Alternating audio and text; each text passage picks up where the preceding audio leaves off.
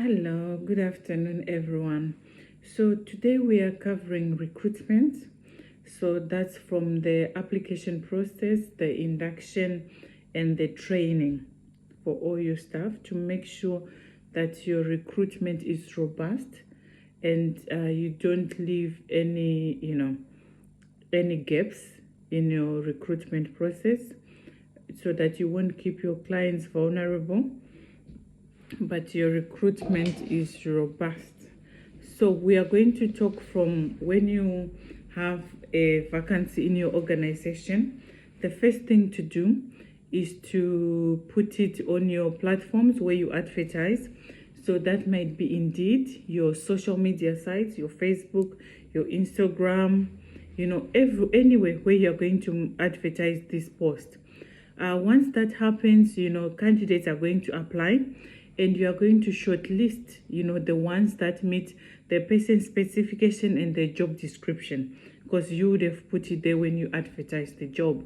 So once you've shortlisted the candidates that you want, you're going to invite them for an interview. Now, the interview process is done by two people.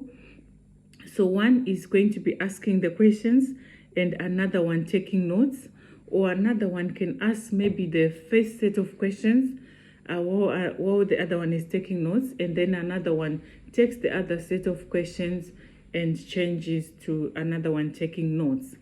After the interview, then obviously you're going to sit and score the person to see if they've met the requirements in terms of how they've answered the questions, and also if there is any gap in their employment history that you've identified from the application form.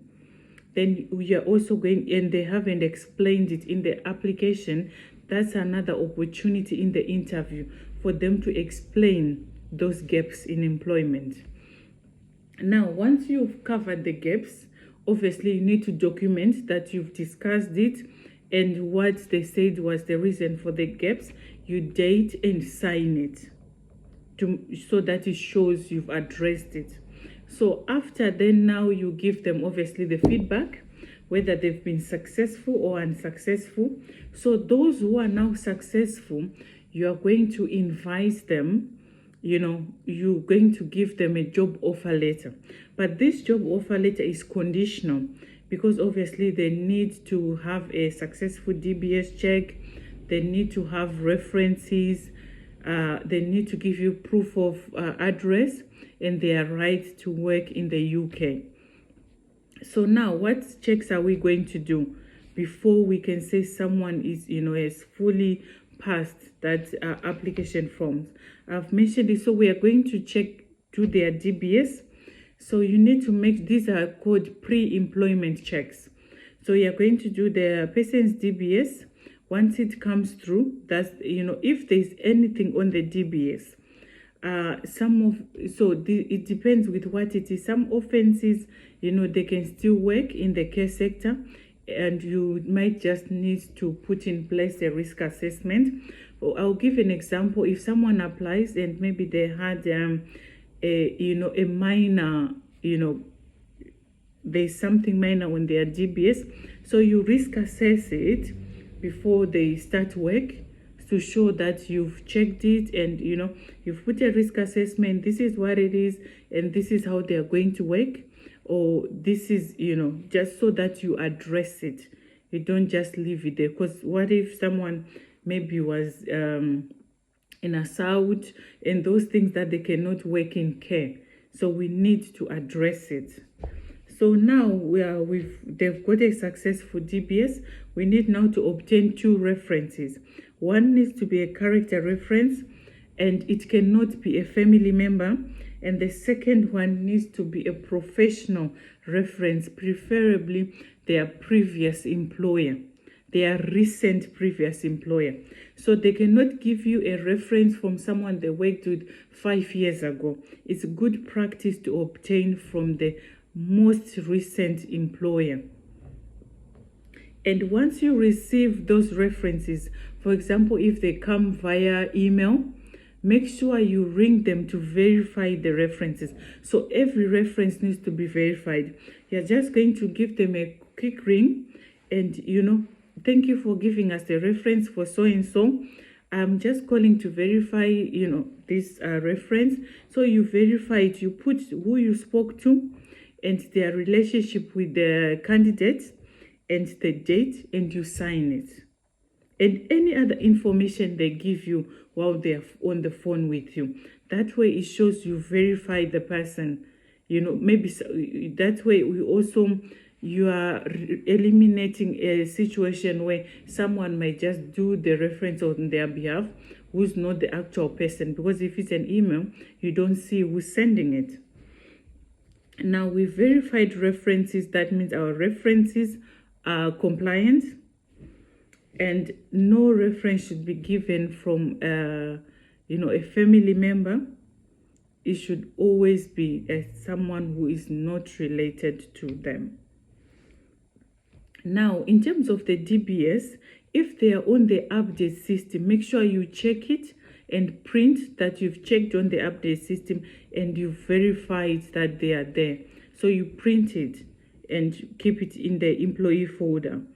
And then if you've got a new, someone who's got an existing DBS but is not on the update system, you have to obtain your own DBS for your company, because you don't know if anything has happened between the time they obtain that DBS to the time they are applying to you.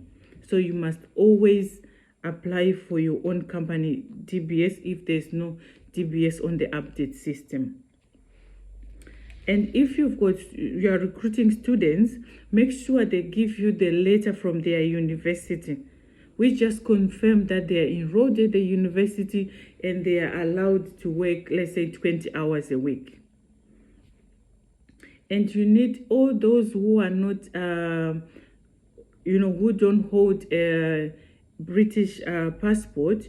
You need to make sure you've checked their right to work on the Gov website. It will tell you exactly, how long their stay is and how many hours they are allowed to work, and it will even have their photograph.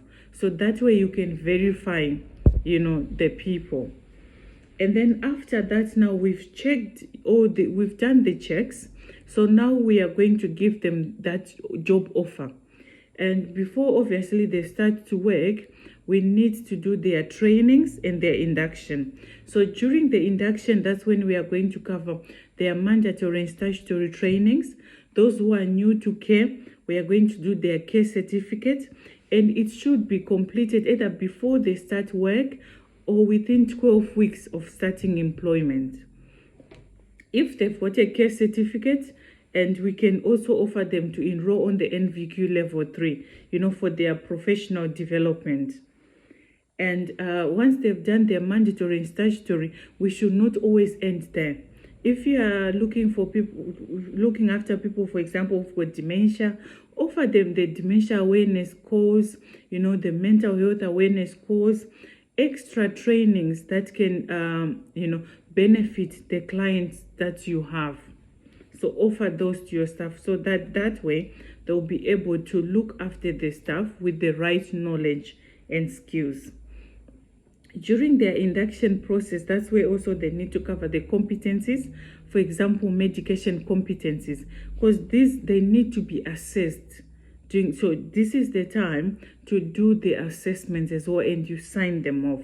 So as they are doing their induction, you make sure you're signing, the induction. And induction should at least take at least 2 weeks for it, for them to actually grasp. Don't do induction that's 2 days, 3 days, because then you are not going to cover everything.